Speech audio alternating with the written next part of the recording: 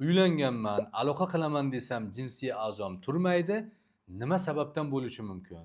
Buni sabablari ko'p, lekin asosan ikkita sababni keltirishimiz mumkin. Ya'ni bu o'sha uylangan ayoliga nisbatan bo'lishi mumkin yoki o'zidagi sog'lig'idagi muammolardan kelib chiqib ham bo'lishi mumkin.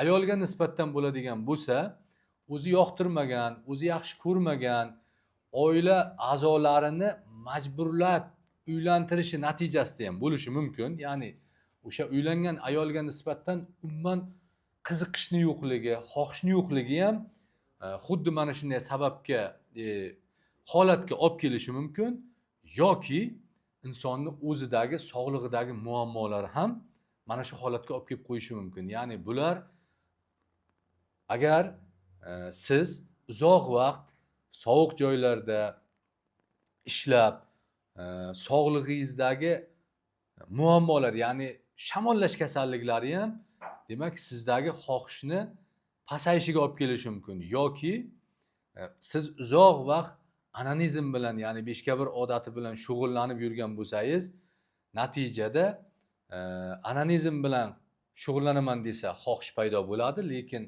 jinsiy aloqa qilaman desa xohish yo'qolib qolishi mumkin.